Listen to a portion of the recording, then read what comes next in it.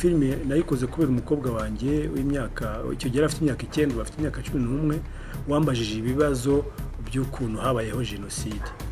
Yarebye filime nakoze ambaza umuhutu ninde, umututsi ninde, umwicanyi ninde, n'ubundi buryo mbimusobanuramo mu magambo. Nkora filime kugira ngo rebe amateka uko yagenze, nubwo atari amateka yose y'u Rwanda, ariko byibura azamenya uko se yabayeho, uko se yitwaga, uko ubuzima yaciyemo mbere yuko abaho ubu ngubu.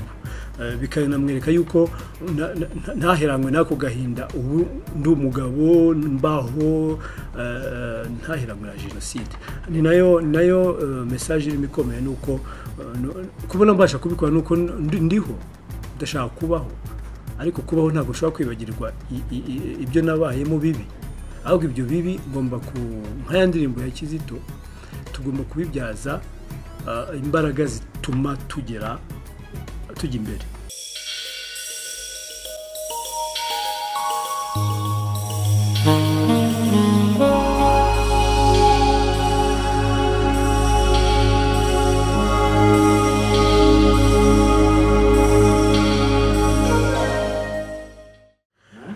Iyo rero akaba ari filime ivuga ku buzima bw'abarescape abacikacumu ba jenoside yakorewe abatutsi, yerekana ibyo babayemo, inzira baciyemo y'umusaraba, nk'uko nyine yitwa ne traversée de jenoside, ni inzira y'umusaraba muri jenoside, niko nabivuga mu Kinyarwanda.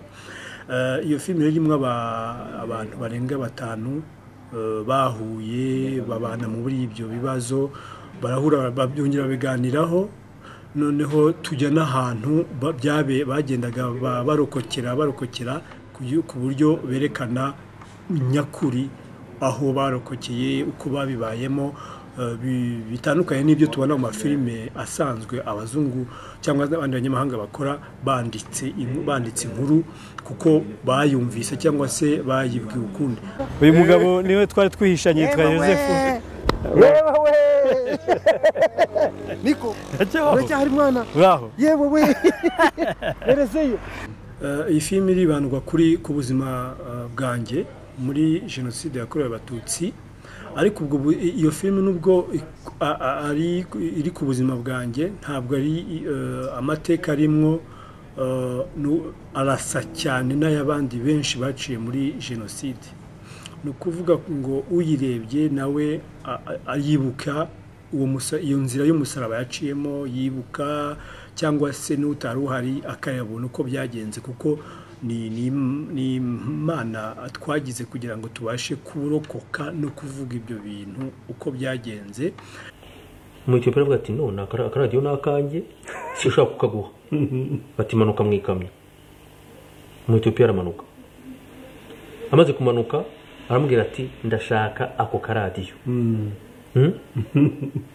Abantu mu Ethiopia ati singaguha. Umugore wo mu Ethiopia yamanutse mu ikamyo agwa hejuru y'intera hamwe, arayifata. Kweko yari igiye kumurasira umugabo. Nemera yuko umuntu wese wacitse ku icumu, umurescape wese afite inzira yanyuzemo, kandi burya ntabwo buri wese agira iyo yanyuzemo n'uburyo mubabazamo, no kuba tubashije kubyibuka ni byiza. N'abandi n'abankuraje kujya babyibuka bakabyandika.